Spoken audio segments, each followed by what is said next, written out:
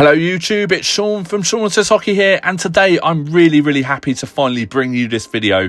It's been over 4 months in the making around my working commitments. For those of you that don't know, I'm an architectural technologist based in the UK and obviously an avid Ottawa Senators fan, as you could probably make out from my channel. And today I thought I would use some of my architectural knowledge, even though it's UK based, to look at the possible proposals of the move to LeBreton Flats, where we're going to look at the history of the site, design considerations, and I'm even going to throw in a design at the end that I've been working on for at least the last 4 months, which I hope will show you and give you a little bit of an understanding how the Sens could use a 10-acre site. So without further ado, let's get into the video and have a quick look at LeBreton Flats. The history of LeBreton Flats.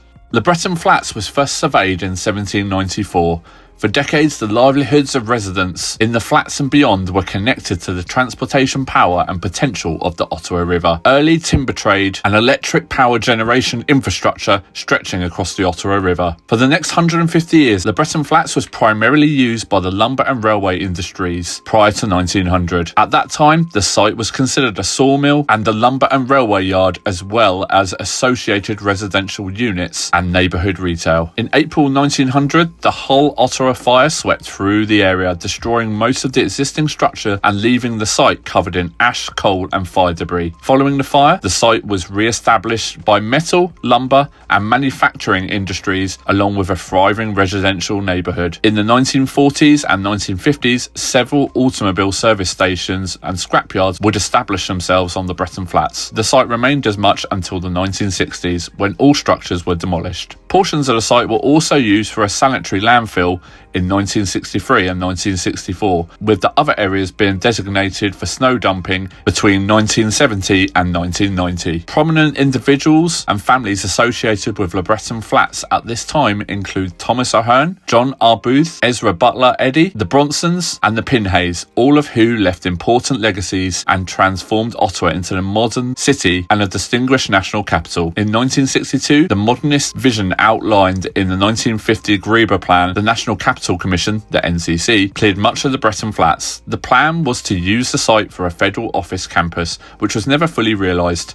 However, the site has become emblematic of the era's troubled renewal. In subsequent years, efforts were undertaken to determine a suitable future use for this crucial site. In the 1970s, the Canada Mortgage and Housing Corporation planned the area to be used for housing, but this was never fully explored or maximised to the site's potential. In 1989, the NCC, the former regional municipality of Ottawa-Carleton, and the City of Ottawa launched a new joint planning process. This process led to the land agreement that consolidated the land ownership under the NCC and culminated in the 1997 LeBreton Flats Plan. The 1997 plan remains the policy basis that governs the site today. Other progress at LeBreton Flats during this time included the realignment of the Ottawa River Parkway, now the Sir John A. Macdonald Parkway, the construction of the Canadian War Museum, and the initiation of residential development at LeBreton Flats east of Booth Street. In 2014, motivated to enhance the attractiveness of the capital and bring civic life back to LeBreton Flats, the NCC launched a competitive process seeking development proposals for the entire site. With the cancellation of the process in 2019, the NCC chose to lead a new approach which would establish a comprehensive vision for LeBreton Flats, re-establishing the area as a capital destination and a vibrant community.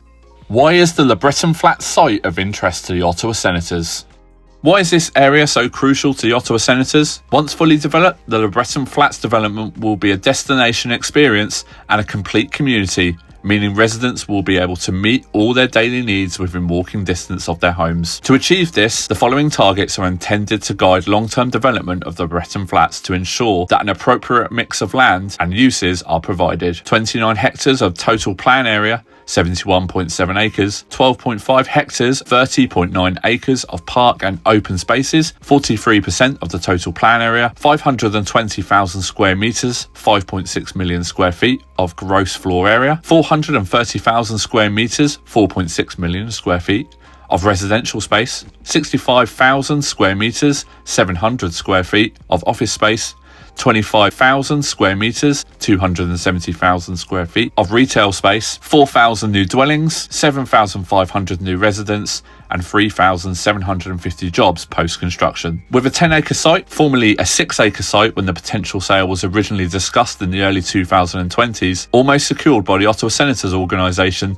this move has the potential to be a game changer for the franchise. The site is to be located within the Albert district of the master plan, a mixed-use Main Street neighbourhood anchored by a future library to the east and a potential event centre or major facility to the west.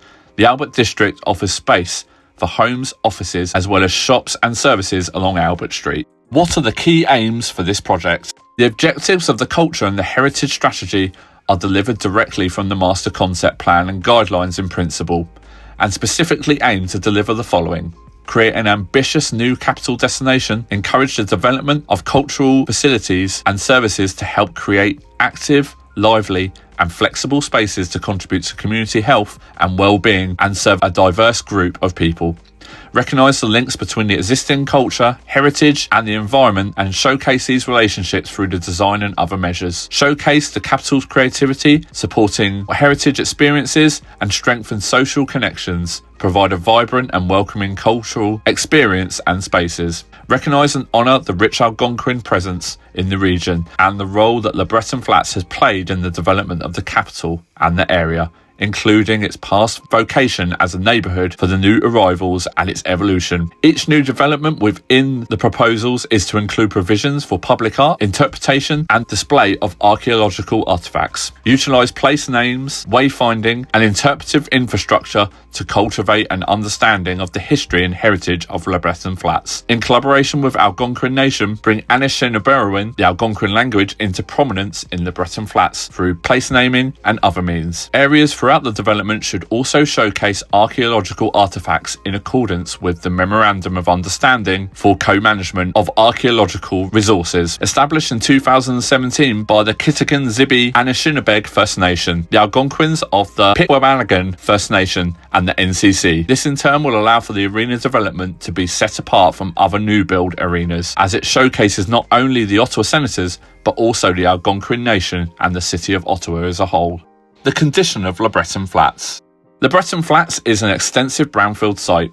Site investigation has revealed that the soils and the groundwater are contaminated with metals, petroleum hydrocarbons, polycyclic aromatic hydrocarbons. The site also contains buried debris from construction over the years. With these items in mind, it's a requirement by the NCC that all contaminated soils are removed down to the bedrock and transported to a local landfill or potentially another NCC property within Ottawa. With the need to remove such a large amount of existing contaminated soil, this could facilitate assistance with vehicle parking, as outlined later in this video.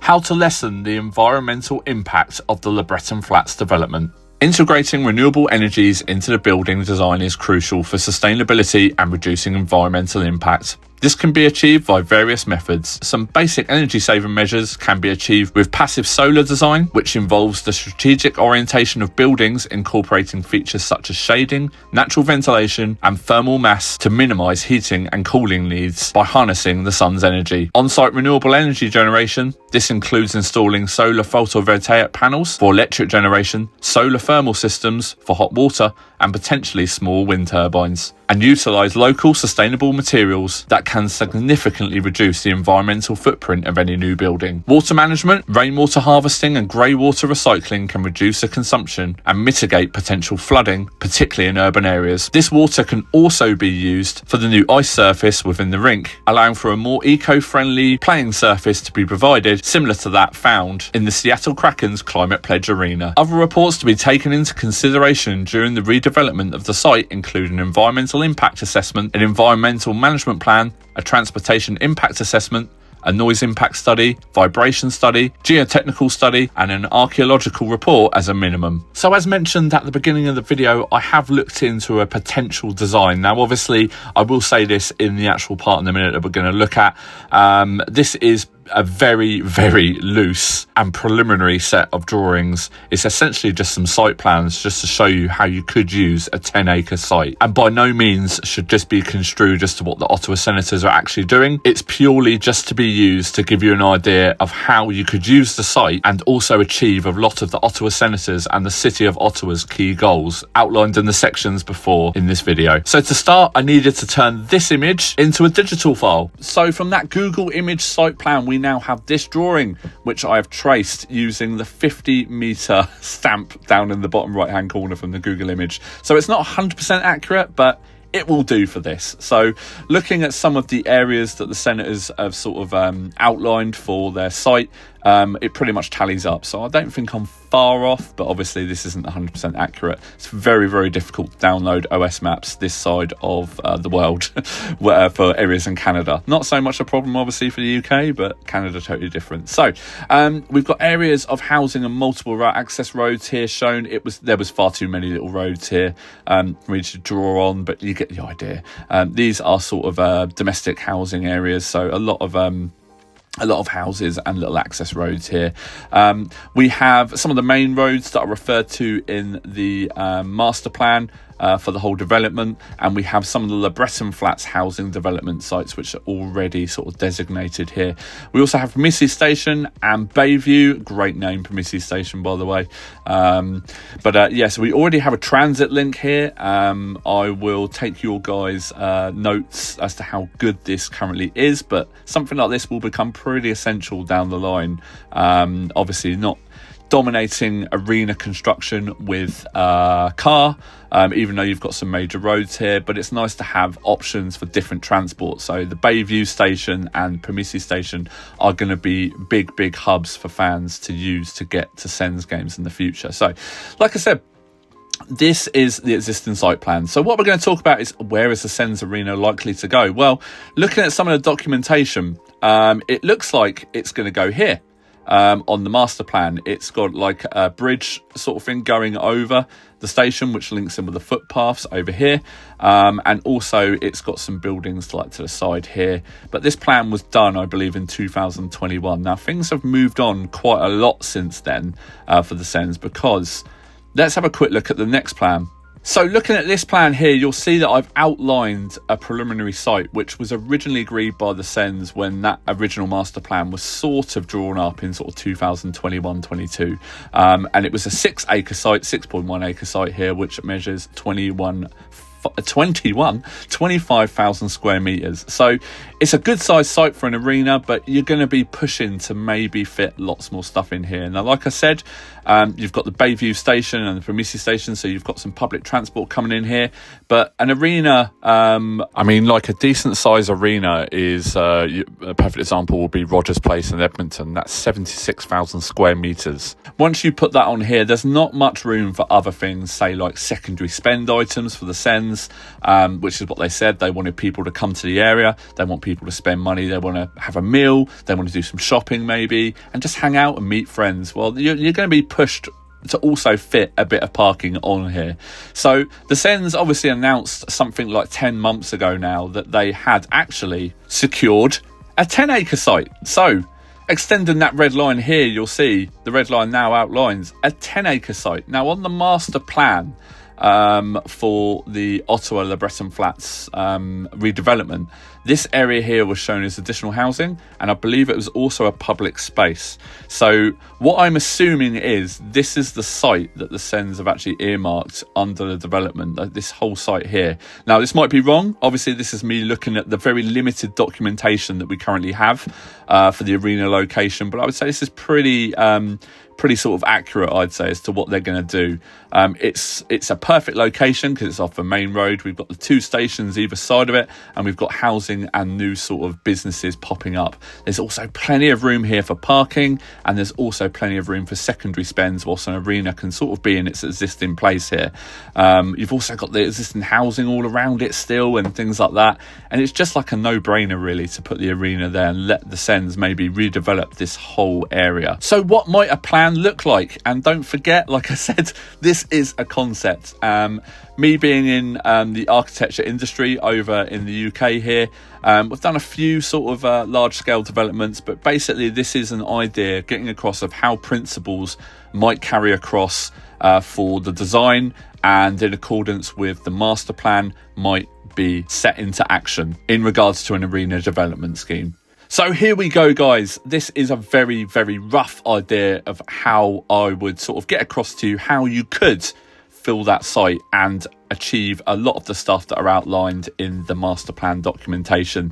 Obviously, we've got the arena here, which is a similar size to the Rogers Place arena. So there is some more detailed, some close-up ones in a minute, but this is just a rough idea. We've got a dashed line here, which outlines underground parking, but I'll show you that again in a minute. We'll touch on that. We've got a bit of restaurant construction going on here, some toilet blocks and all that stuff. We've got a Sens store there, which will become more apparent in a minute, and we've got lots of parking. So this parking will be used not just for the Sens, but it'll be used for concerts at this new arena, and also locally for the housing and new businesses, so as to not clog up the roads locally. So guys, we move on from an actual site plan and we look at a substructure plan. So first things first is that you're going to notice there's a large car park area here. So this is substructure, don't forget, this is below the ground, but I'm also proposing that the arena is submerged in the ground approximately 10 to 15 meters. Why would I do something like that? Well, one reason to do it is that you want this to be less imposing from the ground. On the master plan, they say that the buildings in this area, that they want them to be kept to a minimum, whereas over this side, I believe they're saying they want buildings within the 10 to 15 meter height on the site, on the master plan. So this will become apparent when we get above the ground, but let's go on some of the notes here just to flesh it out a bit. So obviously the arena will be submerged. I believe based on the size, this is based on approximately like a 20,000 seater stadium arena, and I've even noted here similar inside to Rogers Place in Edmonton. Hopefully those values are correct, because I've become a bit number blind, to be honest, working all this stuff out. But anyway, we've got access to parking areas here. As you can see, they've come down from the upper areas, which I will show you. We've got basically access roads going all the way along the side. This is all set within a retaining wall structure below the ground. As I said at the beginning of this, with a lot of the ground, a lot of the existing soils being removed from the site due to contamination, the fact that you could actually build this within the void that's left by the removed soil, you're going to be removing that soil anyway, so you may as well use some of that area to recess the arena and also put in some more car parking. It's below the ground, it's extra parking, and like I said, above it you can see the amount of cars that I think we can actually fit on site. So 2 levels of underground parking below finished ground level, allowing for the parking of 2,000 vehicles. So these numbers are based on parking area standards that you can really find online, and that we use in everyday sort of design of parking areas.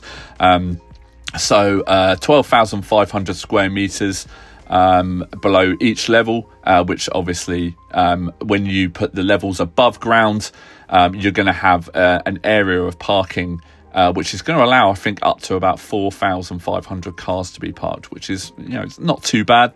The existing Kanata CTC arena allows parking for 6,500 cars, but due to the really good transport possibilities on this site, should we say, with the train line running this way, I've not shown it on this plan because it's below the ground. Obviously, there's other ways that we can get people to the arena and they can start to actually sort of enjoy the experience rather than having to rely on a car.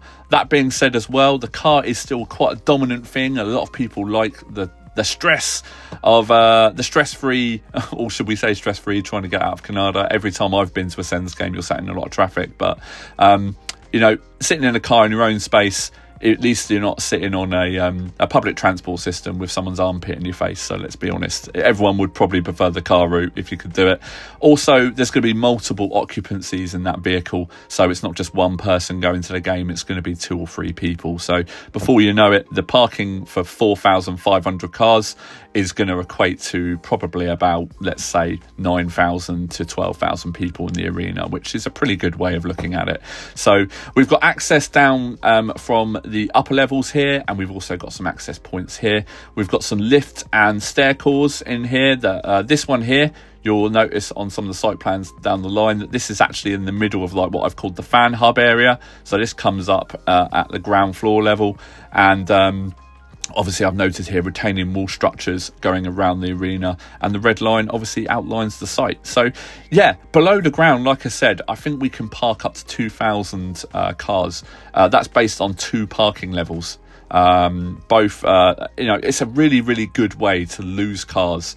And below ground level, this is parking that's going to be available for concerts, and it's also going to be available for the Sens games as well. So these parking spaces would probably be sold on like a reserved basis. So once the car park's full, you're not going to be getting more people trying to chance their arm turning up, because they wouldn't be able to get through the barriers, which we will now touch on the next part of the plan. So the next part of the plan here, again, this is at street level. We've done the ground floor, we've done the substructure level, which you'll see the dashed line here. That denotes the wall of the retaining wall, for the lower level car park, and that is the stair core and the lift core that comes up from the ground floor areas, the substructure levels for parking, obviously. So let me better explain it here. I'm proposing that you take a road off of the Ottawa Regional Road 40. In fact, if I can just zoom in. So as you can see here, just zoomed in a bit, as you can see, I've taken a road off of the Regional 40 road, and that comes around to like some kiosks. It's a bit of a bad colour, actually. I should have probably picked a different colour. But there's an access road that comes off here, which means we get cars off the road, and then they can all queue at multiple queuing areas to go in through the bars. You can head up to other levels here. There's also another one over here, which I have actually failed to put in. So these are the access to the lower levels. Again, they are lanes, but due to the line weight colour I've used, it's not the best way of showing it. So you're not going to get people turning up here that haven't got a ticket. They won't be able to get through the barriers. They will have a designated bay within the parking area, and they just head there, they park their car, and then they head over to the actual arena and also the shopping and restaurant complex. So we just zoomed out there, but what I'm going to do is basically just chat you through some of the notes again. So we've already covered these 2 notes on the last one. This is the parking standards. So I'm saying above level, at the actual car parking, you can go as high as you want here, but I'm proposing you probably do. I think I might have noted it somewhere here that effectively I'm going to say you're going up to 5 levels of parking, which is going to allow the equivalent of about parking for about 4,500 cars, which isn't bad. Like I said in the last part, it's going to be multiple people in those vehicles. It's not just going to be one person. You're going to have the odd car like that, but like anything, the car shouldn't be considered king in any designs, but by all means, it's a means of transport which a lot of people have access to, and it's readily available if you're traveling as a family and don't want to risk getting lost or an armpit in the face, which is what I said about earlier. So we've obviously got the stair cores here, which we touched on a minute ago. This area here would be an area within the car park, which is like a safe walking zone, which is set at the back. That would be bollarded off, allowing people to come through from Prometheus Station to walk through, and then basically walk into the complex of shops and restaurants and all that stuff. As we come around here, we've got the train line, which is noted, which runs behind Prometheus Station access. We've already spoken about that. We've got a parking exit here, so this would be a road coming around, which would come out. This would be on like a traffic light system, and I would also look at a few stadiums in the UK and also Europe for football. They have multiple ways that this road works. So obviously when people are coming into the arena, it acts as a road for them to come in as one way, but then when it's reversed, these barriers are all up. People can leave via this road as well. So potentially you've got two exit roads to get out of here, both traffic lighted, and then obviously you can go on your merry way going home. We've already touched on the parking road coming in there. That's the note I've just done. We've got additional parking levels below, so this is going down and links up the ramps that we touched on the last one. Access to parking levels above. There's one here, but I did also put one over here, so I haven't actually put the right plan on here, but you get the point. Anyway, it's a concept, but you would put another parking ramp over here, and obviously that would be replicated on the upper levels. So we've got proposed yellow hatch areas denotes areas of retail, restaurants surrounding the arena, allowing for secondary spend opportunities whilst on site. So within here, obviously you can have fast food chains, you can have proper restaurants, you can have external seating areas. It's just easier for me to zoom in, isn't it? So we've got toilets here, lots lots of toilets. I think there's approximately like there's 2 blocks here, so this is obviously for in the service core in the sort of shop and restaurant area. These are accessed via the sort of fan hub area. There's obviously some Sens jerseys here that you can see, which I'm pretty happy with, because that's the Sens store. Now, the idea we're putting the Sens store in the middle of restaurants and things like that, you're always going to have passing traffic walking past, and people are sitting down eating their meals, looking at Sens jerseys, and they're going to be able to sell a lot more jerseys that way because of the footfall in the local area. So you've got like fast food restaurants possibly here. Obviously, we've touched on the toilets, and plenty of stores. So these stores can be selling anything from sporting goods to clothing. Obviously, this is going to become a bit of a hub for people to visit and come to and spend some time, almost spend like the afternoon. If they're going to like a 6 p.m. puck drop or something like that, they're going to come to this area. They're going to do a bit of shopping, then they're going to go see the Sens game. So then, zoomed out, we'll come back to the major area here. Proposed area surrounding the arena installation to be used as a fan hub. So I'm thinking this area here, we always see it on sort of the TV coverage that, the fans gather. They watch on big screens and the playoffs and all that stuff. And yeah, it would be great to give the Sens fans something like this. Area around the arena, you see it all the time with modern arena designs in the UK. I'm even going back to things like the O2 Arena. And also the Emirates where Arsenal play. There's so many concourse areas that you can walk around external. There's restaurants around it. I mean, Wembley's got it as well. So many areas that fans can meet, mingle and chat and get pictures and watch, the games. And we can get those key moments. People that can't get a ticket, the Sens can still make a bit of money, obviously, with people coming to the area, spending in the stores, buying a jersey and things like that. So yeah, I mean, it's a no-brainer really to give a lot of area, because also there's going to be a massive amount of fans in this area. Now, you want people to be safe, obviously, next to a really busy road. But I think it comes across as a demonstration as how the Sens could use the site. Like I said, by no means is this scheme perfect, and it's not sort of millimetre perfect either. Not even metre perfect, let's say. But it's a concept to get across to you as how the Sens could use the site. One, to fit parking, so there's no problems on the street with people parking down residential roads. You're still going to get that, but you're going to get it on a lesser extent, because obviously the amount of parking you've allowed for on site.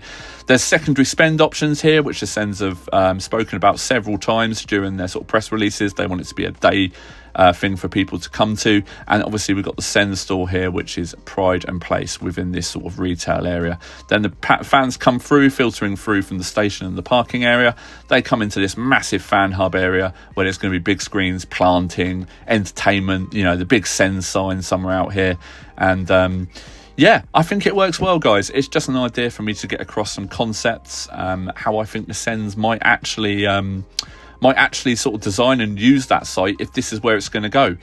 If not, this is a 10-acre site approximately, so this would sort of be rehashed on any site in that area, but it's just to show how the Sens could potentially design their arena complex. So guys, that pretty much ends this video. It's just a quick look at what the Senators can do, and also just to give you some facts about the LeBreton Flats site in general, and also the actual development opportunities there for the Ottawa Senators and also Ottawa as a whole. It's a really exciting project, and it's something I've really enjoyed doing, and it's going to be amazing to see what the architects come up with and present to the general public where the Ottawa Senators will be playing for the foreseeable future. Many thanks for watching. Please feel free to comment, rate and subscribe, and I'll see you all again in my next video. Thanks a lot. Bye.